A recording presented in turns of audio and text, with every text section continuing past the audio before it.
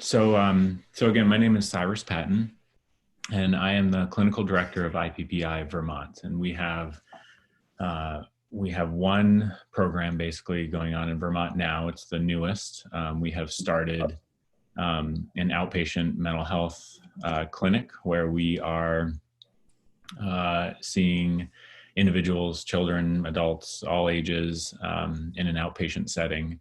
It's the first program that we have started in Vermont, and I was brought on to help do that. And a little bit more about me, I'm a licensed clinical social worker, and I have run outpatient programs and also inpatient children's mental health programs for the last 15 years or so. And I currently am also in private practice. So I run a group with a number of different psychotherapists. And I thought this would be a good opportunity for us to go over some techniques for offering clinical supervision remotely. Because there's bound to be lots of supports and trainings out there now to help frontline workers and people who are seeing people, but it's also really important to think about how we support them and how we do that remotely. It's different, it's important, and there's some techniques that I'm hoping we can talk about today. So I'm gonna proceed here, and then if at any time, feel free to stop me. But here's our plan. Here's our plan for the hour. So we're just going to set the stage a little bit and talk about why things are different right now, why it's really important to consider how we're approaching our supervision. And then I'm going to go over a number of techniques or tools, important things to consider. A couple notes on that. A lot of this you are going to know, and it's also really important reminders. So I'm not approaching this like you're new to supervision, but there will be things that we talk about, and when you'll say, yeah, that makes sense, I know that's something that I incorporate in my supervision all the time. And then there might be some things that are good reminders to hear. Wherever I've put an asterisk here is where I'm hoping to hear from you on your ideas as well, and your what you bring to supervision, because I think this will be a really rich experience if we're all throwing in our shared experience here and building off of each other. And then with whatever time we have left, I'm hoping we can have some Q&A and discussion, bring up maybe come back to any things that we've put in our parking lot to follow up on. All right, so I am gonna jump into the first one here. There, so hopefully everybody can see the screen, right, that I'm putting out there. I'm just gonna assume yes, unless somebody speaks up. So before we get started, I wanna have a little pop quiz here. Does anyone know what the single most influential factor is when clinicians are selecting their modality or their approach with a client? What's the one thing that matters more than anything else that research has shown has the biggest impact on how clinicians or therapists choose their modality? Anyone? Would it be the relationship established with the client? It would be the relationship. Yeah, that's an important one. And us as clinicians, we think that relationship is really critical, and that's what drives it, right? Any other ideas?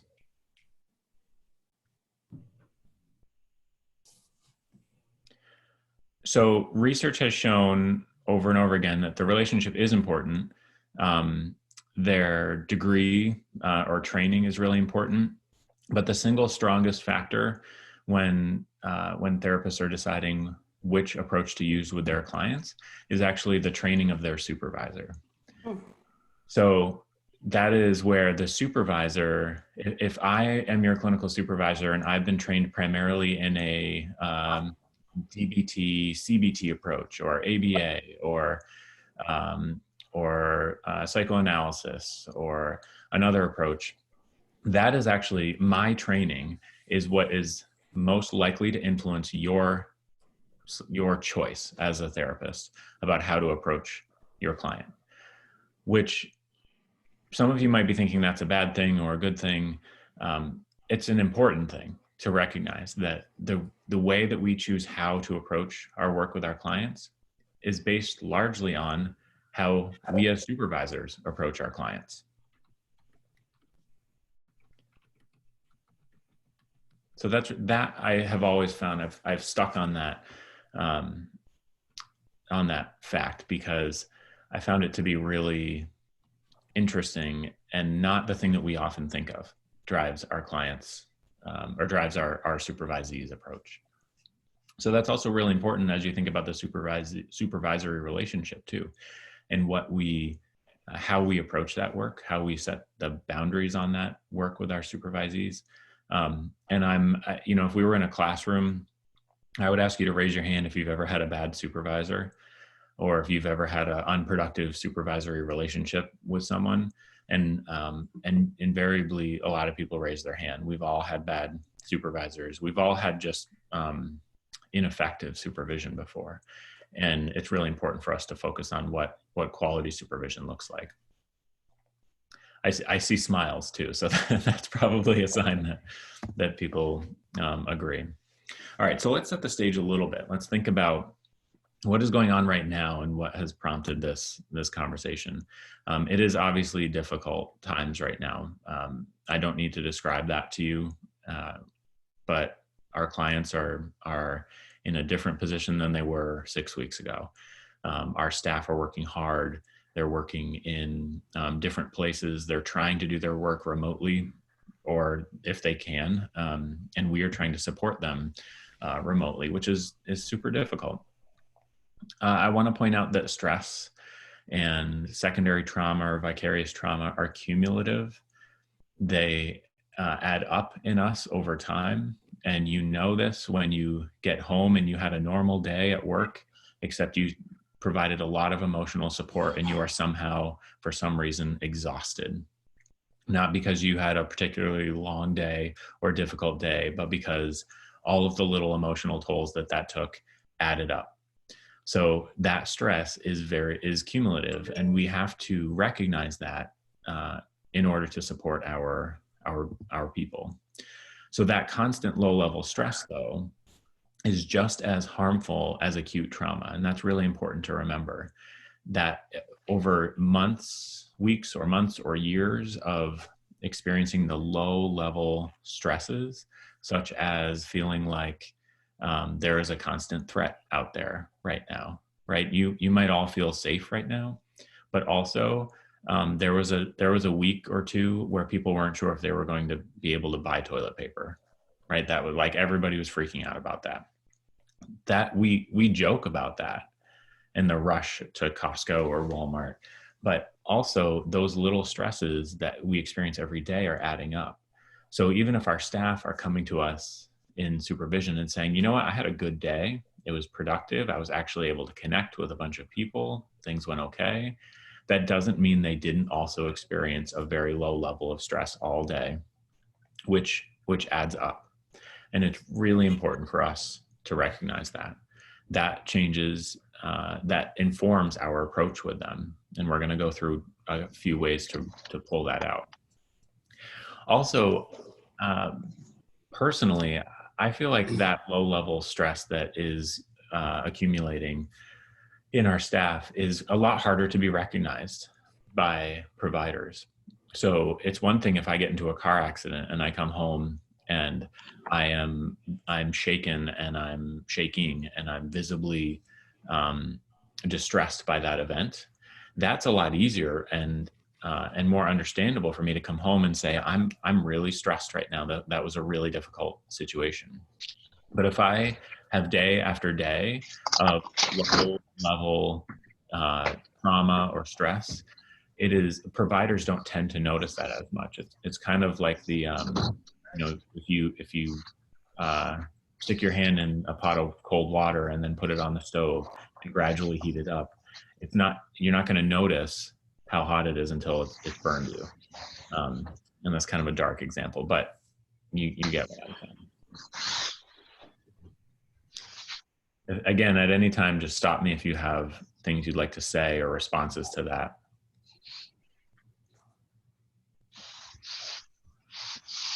So I'm going to jump right into being a some. nurse. Sure. Was there a comment? Being a nurse, a lot of, yeah, I had a comment. Are you there? Yes, I can hear you. Can you hear me? Yes, I can hear you. Yeah, being a nurse, just with you saying, you know, when you work in hospitals and you work in like long-term care and you're always dealing with like medical things that can change at any minute, it does end up being a lot of low-level stress day after day, year after year. And you're right, it is cumulative, you know.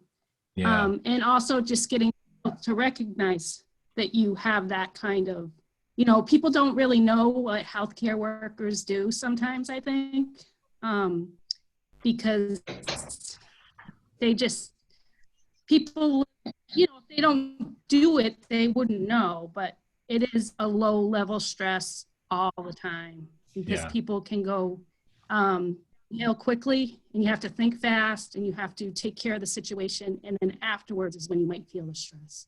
Mm-hmm.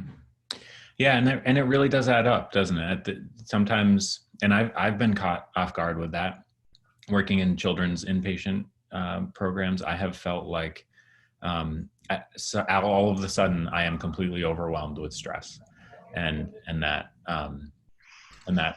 vicarious trauma that we experience. And it's not because I had a bad day; it's because it was like filling up a swimming pool with a dripping hose, you know. And then, but it does fill.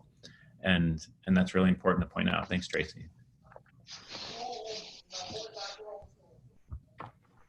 So one of the really critical parts around maintaining that supervisory relationship and providing good remote clinical supervision is around setting really clear expectations. And this is probably the best example of one of those things where you might say, yeah, I know, I get that. But it's really important for us to remember, and as everything shifts around us and the way that we provide supervision changes, it is extra important for us to remember to have really clear expectations. So that time that you set for supervision really should be protected time. It's not time with me on my phone also, or having other people on their phone, or letting your supervisee be distracted in another way. It should be your protected time. And if I think back to the best supervisors I've ever had, they have had a cloud of things going on around them, and they still said 11 o'clock is our time. And even if I'm super busy, this is our time. And it's really important to protect that. And also to be really clear about the method of that supervision. So are you meeting on Zoom or Skype or Google Hangout or just by phone at a certain time? It's important to keep that kind of consistent if you can, and be clear about what's working for someone. We're people. We are social workers and counselors and therapists and supervisors, and we default to wanting to see the people that we're working with. But sometimes the best way to get supervision is in the car, because that's the only time that you're not distracted. Or the best method is by phone and not video, and we have to be flexible about that. It's really important that we maintain that structure of our supervision. So whatever that is for you, and I'm about to ask you what that looks like, but if that supervision starts with a personal check-in always, and then we move on to running through maybe business items or administrative items, paperwork, and then on to clients, and maybe it always ends in a certain something or ritual, keeping that structure is pretty important. And also your supervisees need to be able to depend on that personal check-in if that's what you do, because maybe they're holding on to something that they really want to go through with you at that time. So I'm curious to hear from others, how do you structure your supervisions? Because we might all benefit from hearing how you organize them. Hey, Cyrus. So when I do clinical supervision, I like to start with a check-in just to see where folks are at, and give them a lot of validation, especially now, just give them a lot of validation. And I ask them specifically, what are you doing to take care of yourself?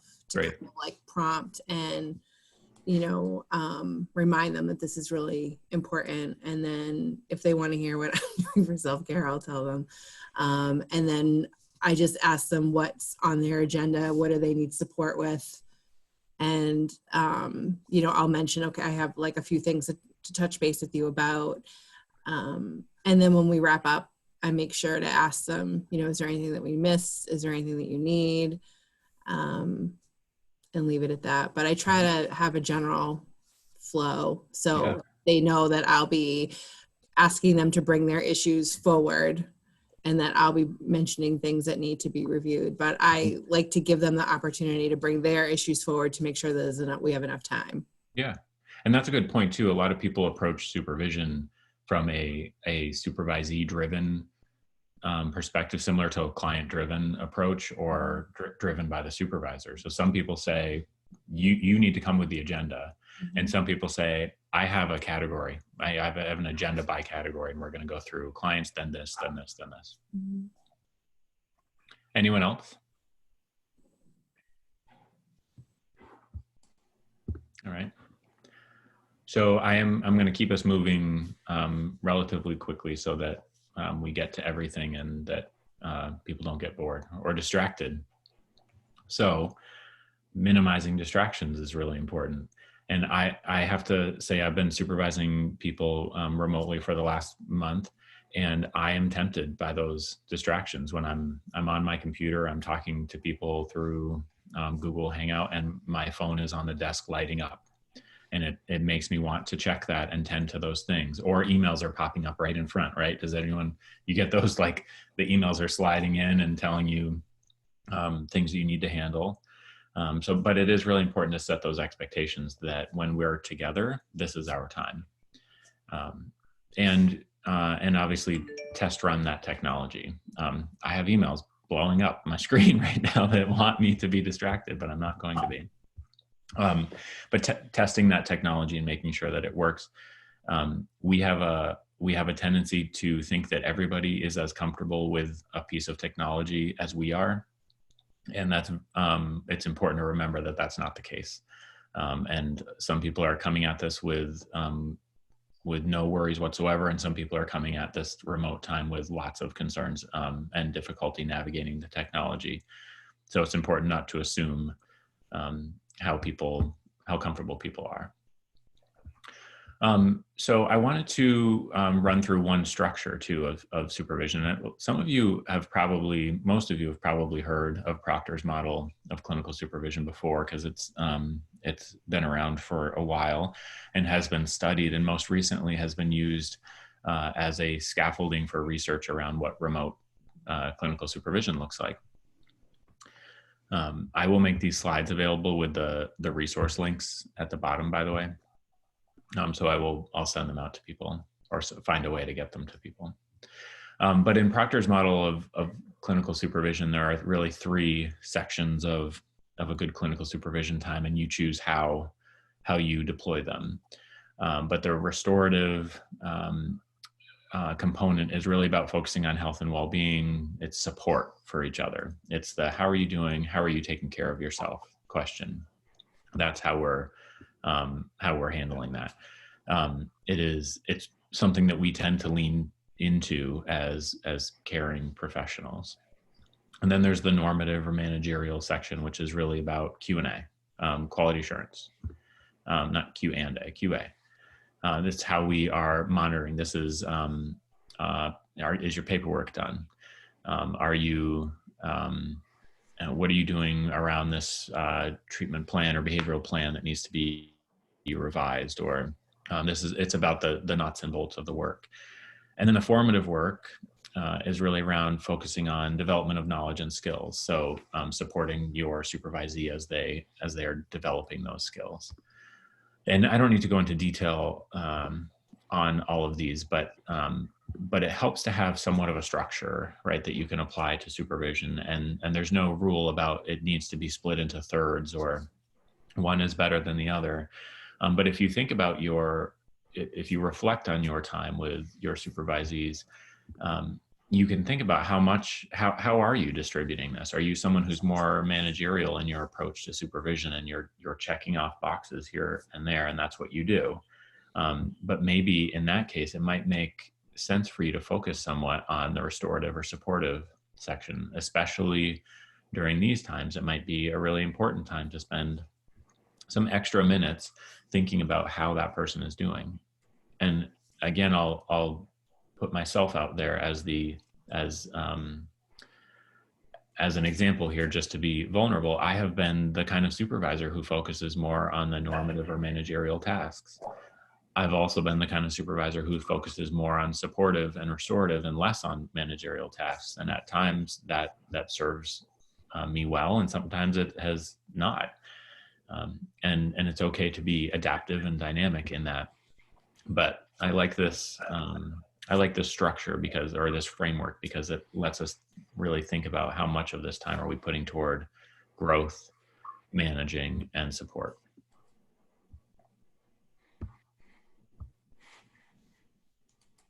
So as we think specifically about moving to remote supervision, we really have to acknowledge the limitations of it. So as I mentioned before, we are people. We like to be in person, and we know that the vast majority of communication is nonverbal.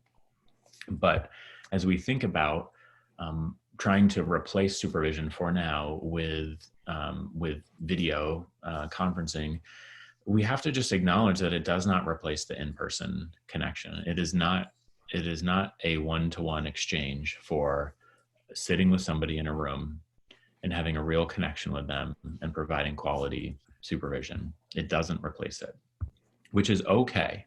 That it's okay to miss things. It's okay that we're going to miss the little nuance, or it's okay to miss that to not see your supervisee clenching their fists or getting really tense or tight when they're talking about something stressful, and you don't see it because you're really only seeing their face.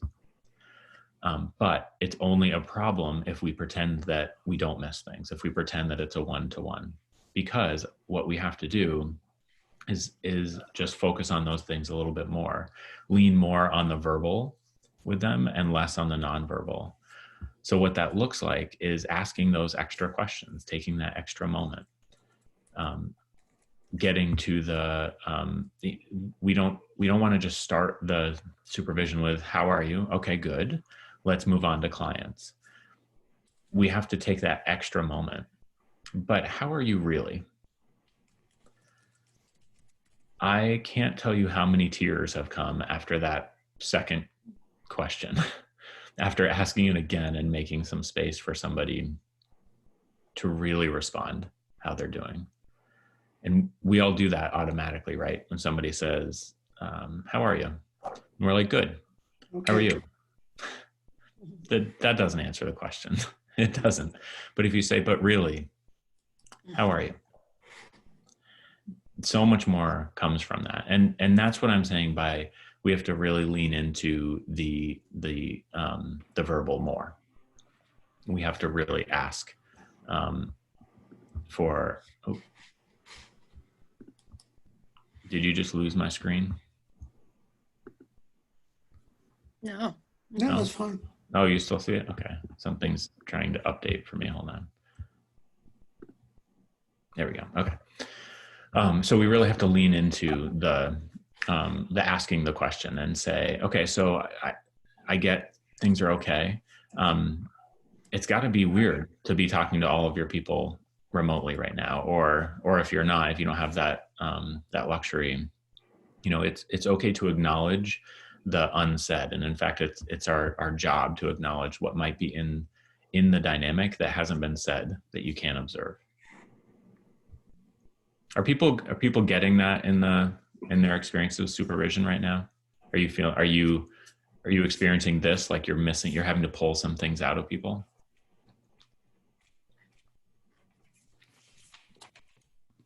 It's true in general, Yeah. not just in supervision, working with clients and even socially. Mm-hmm. Yeah. Everyone just says they're okay anyway. And now That's right. Now it's so much easier to hide. And as therapists, we have to probe deeper. Mm-hmm. And do. Yep. Yeah.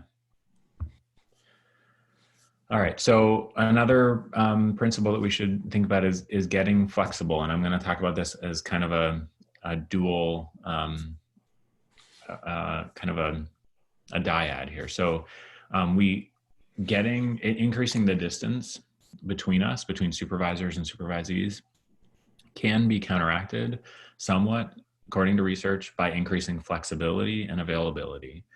So we feel more distant from our team, but I need to do, as a supervisor, I need to take that extra step and be a little bit more available to my team than I would be otherwise. So we can't just wait for that weekly check-in time, but really say, in between, you need to feel comfortable connecting with me.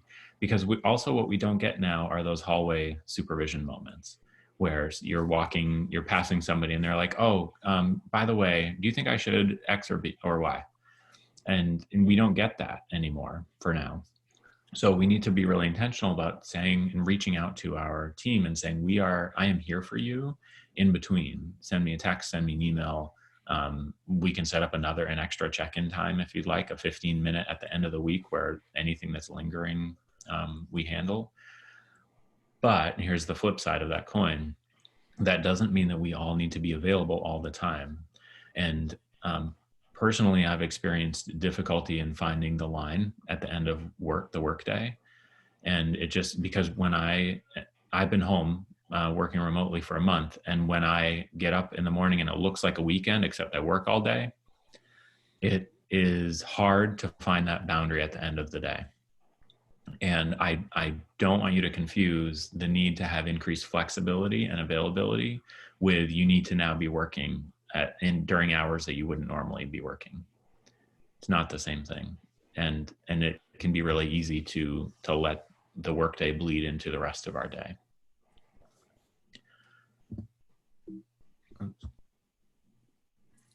So another one.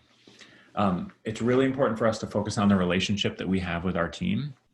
There was a study done out of Norway around distance supervision that suggested that it was really easy to focus on the business when you are remote like this. It's super easy to get on the phone, conduct your business, and turn it off, because we have this barrier in front of us now.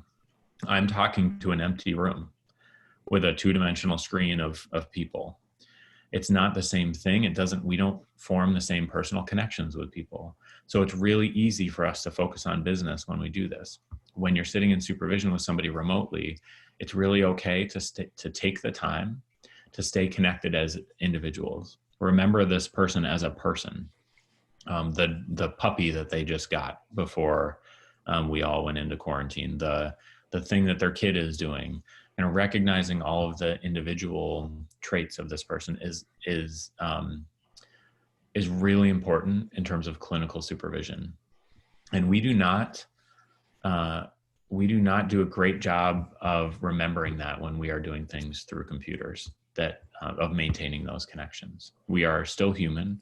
We still want to have those connections with people. And no matter how personal we think we are, or personable, when you are interacting with people by remotely like this, it takes some extra effort to maintain those connections.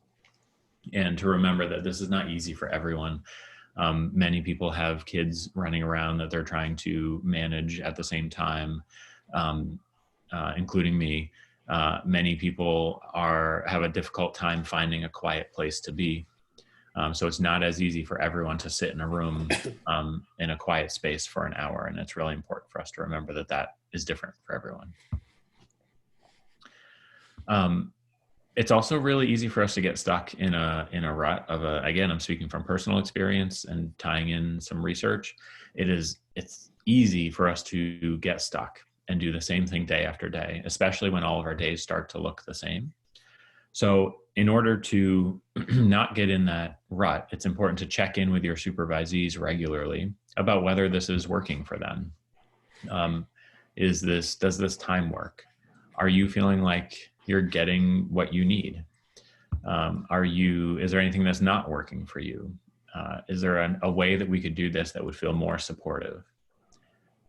Because not only, and supervisees, your team tend to just do what you say as their supervisor anyway, or have a tendency to. It is really important for us to pause and carve out that moment to ask them if anything can be more supportive or different for them. Because getting stuck in that rut is one of the ways that we begin to repeat a vicarious trauma or ongoing chronic stress scenarios where if we're just doing the same thing over and over again. What also happens when we get stuck in a rut like that is that we tend to forget self-care, and we tend to forget the little habits or rituals that were important to us in the conventional workday that we don't get anymore. Whether it's that hallway conversation with a colleague and that collegiality we find, or the going out and getting a coffee, or whatever it is you found to be a self-care technique. We have to intentionally not get stuck in that rut. So I'm curious if this resonates with anyone, or anyone else is thinking about that regularity or that rut.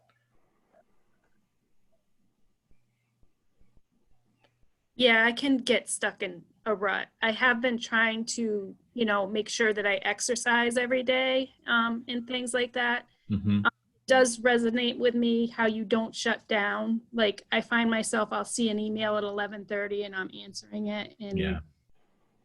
I have, it's just, I'm trying to find my new normal. Mm-hmm. Just Yeah. put it that way.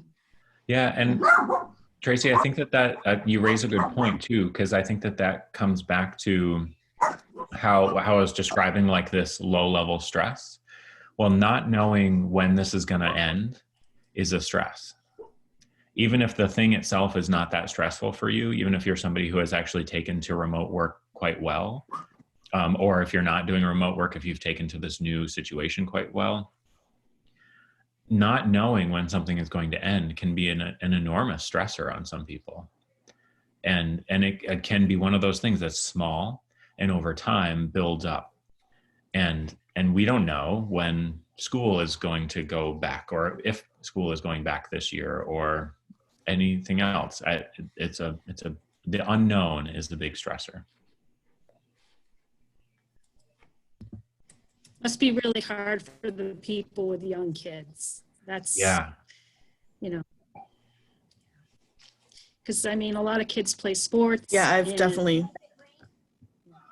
I was going to say, Tracy, sorry to interrupt. I am also kind of in that rut, and I do have a 5-year-old, so it's really hard to even come up with a set schedule. So I'll be working at night and on the weekends and checking my phone all the time, just because I feel like I need to be there to help regardless of the time, because I can't be there face to face. Yeah. It's hard. Yep. My kids are older. I have teenagers, but it's, I think just the, making sure they're on a schedule and, balancing that with making sure that they feel safe, being really mindful about what, how much news we're watching, and the, the specific channels that we're, getting our news from and whatnot. Mm-hmm. All those pieces make it really hard. But I know it's like with our clinical department, we have a couple meetings a week, and I always look forward to them and like checking in with, coworkers. And I feel like this pandemic has definitely, brought us a little bit closer. And I think that the time that we're spending now is more, I don't want to say more meaningful, but I think like for me personally, I'm getting more out of that time than I did when, when we were working in the office. So I don't know if that's because, just seeing my coworkers' faces, I'm like, oh, like, we're not alone, and it's nice to see you and check in because it's another grown up. But it's definitely something to adjust to. Yeah. Yeah, it is. And there's a lot of little things that I've found to pretty quickly make a big difference. Like, again, I've been working from home for the last month, and getting dressed, like fully getting dressed is helpful. and sometimes it doesn't happen and sometimes it does, but maintaining that routine that worked for you in the workday can be really helpful. I've also read some interesting stuff recently about how we're grieving the loss of this year so far, and grieving the loss of social connection in a certain way. And it's, you can then apply, if you start to use the word grief, you can start to apply what we know about grief to this situation, and how it's okay to feel different things and competing things. Like, it's really nice sometimes to be home. That's okay to be okay with that. And also, I miss social connections. And also, I miss routine. And we can experience it as grief, which opens up a whole other door for us to really understand it and talk about it in the ways that we know we handle grief.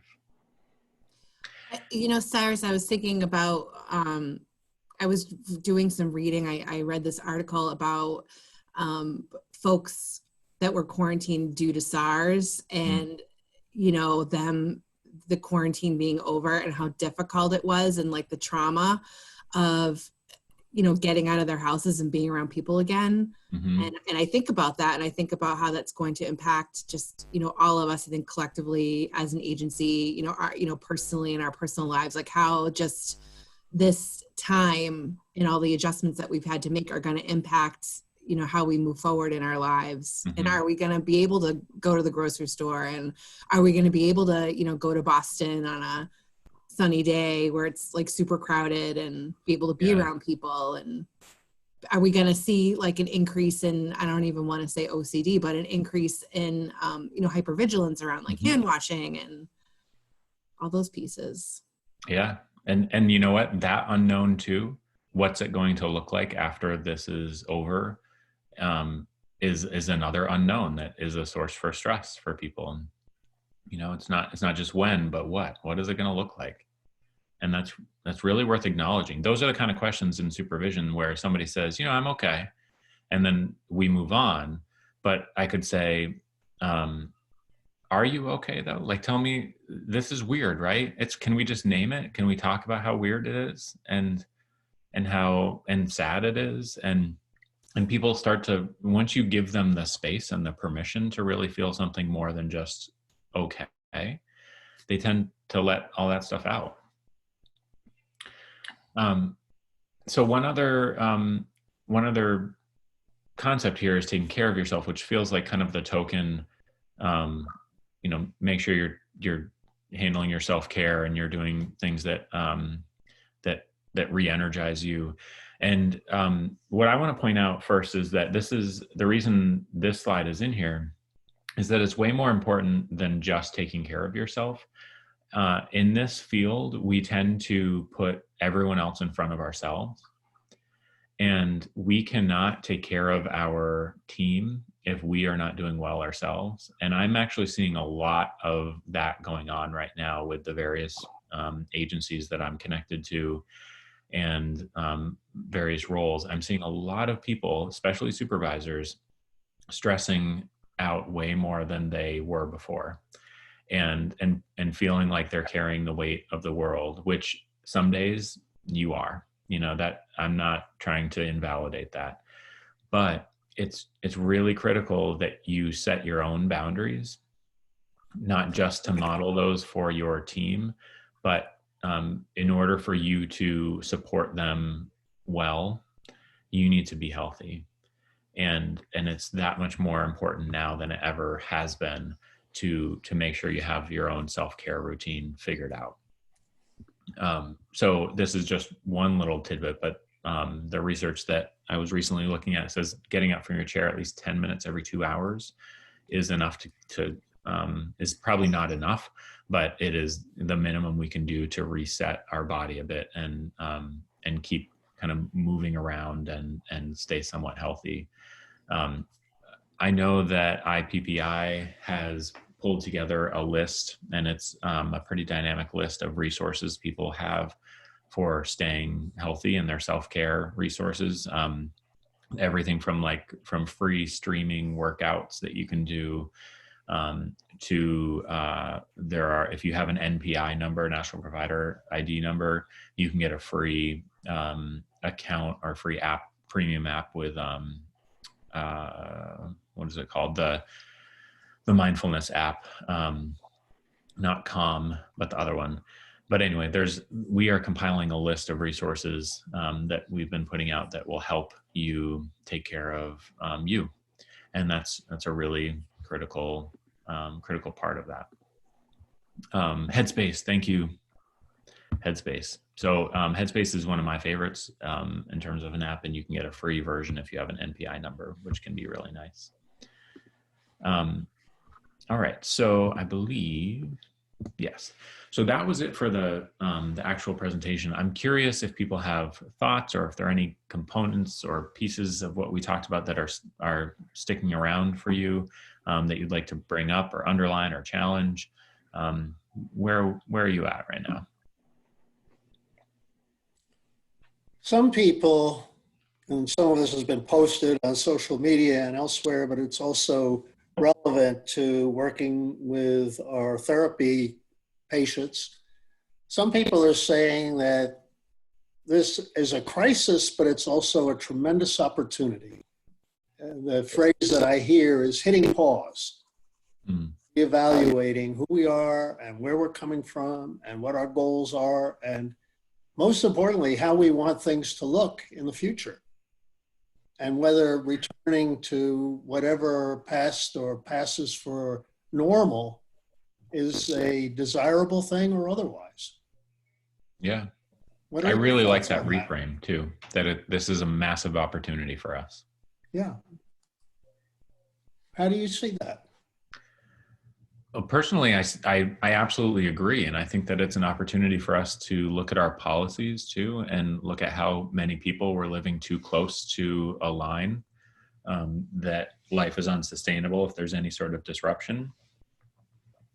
I think that it's pushing a lot of us to think about how work can be done in a different way.